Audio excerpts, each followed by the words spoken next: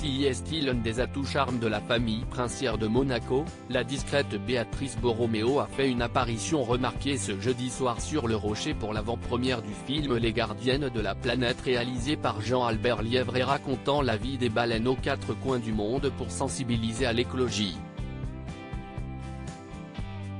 Vêtue d'un manteau noir, elle portait également une jupe longue au motif écossais plutôt inattendu mais qui lui donnait un style très original. On adore.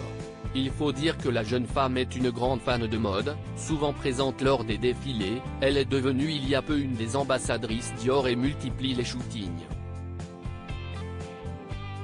Un engagement qu'elle partage notamment avec sa belle-mère et ses belles-sœurs.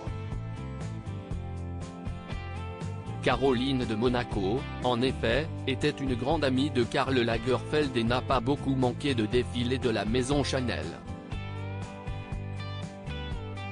Un lien qu'elle a transmis à sa fille Charlotte, ambassadrice de la marque désormais et qui portait d'ailleurs pour cette avant-première une veste en cuir signée Chanel et un pantalon noir associé.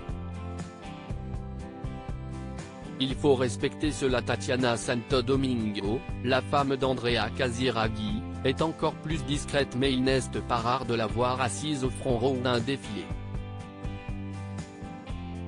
L'année dernière, alors que Chanel avait organisé l'un de ses shows sur le Rocher, elle y avait même emmené sa fille India, 7 ans, la seule fillette de cette génération. Elle a 2 frères, Sacha, 9 ans et Maximilian, 4 ans, et 4 cousins, Raphaël, 9 ans, Balthazar, 4 ans, Stefano, 5 ans et Francesco, 4 ans.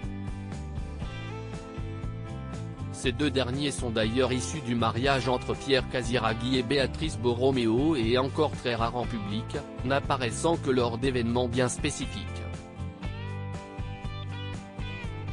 Une discrétion que le fils cadet de Caroline de Monaco avait assumée très simplement: « Je comprends que les gens puissent être curieux de ma famille mais il ne faut pas empiéter sur la vie privée », avait-il rappelé à Boat International.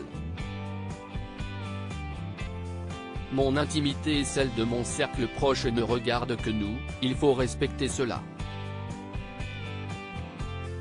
Décrit tout de même comme un papa clown par sa femme, il donnerait tout son temps pour ses bambins et on le comprend. En effet, il n'a lui-même quasiment jamais connu son père, Stefano Casiraghi, mort dans un accident de offshore alors qu'il n'avait que 3 ans.